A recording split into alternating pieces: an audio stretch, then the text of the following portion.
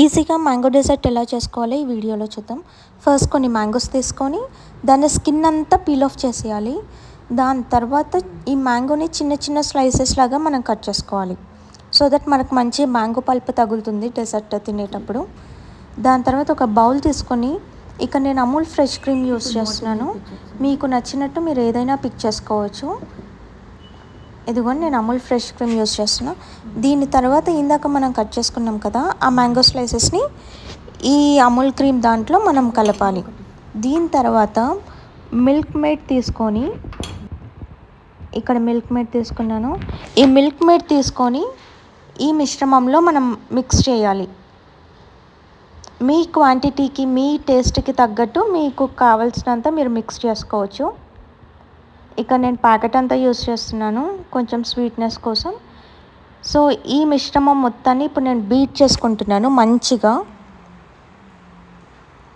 మంచి కన్సిస్టెన్సీ వచ్చేలాగా మనం ఎంత మంచిగా బీట్ చేసుకుంటే లేయరింగ్ అంత బాగుంటుంది.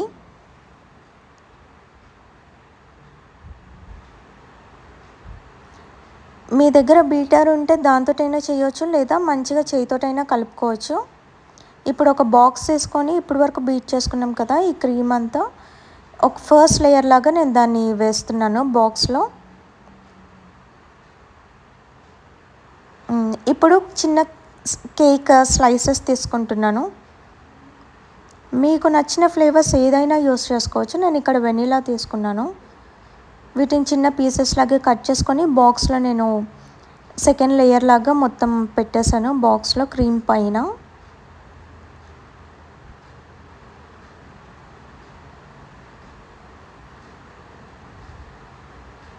మీకు నచ్చిన ఫ్లేవర్స్ ఏవైనా యూస్ చేసుకోవచ్చు టేస్ట్ బాగుండటానికి. ఇప్పుడు ఈ సెకండ్ లేయర్ తర్వాత మళ్ళీ మనము ఈ క్రీమ్ని ఇందాక బీట్ చేసుకున్న క్రీమ్ని మళ్ళీ థర్డ్ లేయర్ లాగా మళ్ళీ మంచి థిక్గా వేస్తున్నాం. ఇక్కడ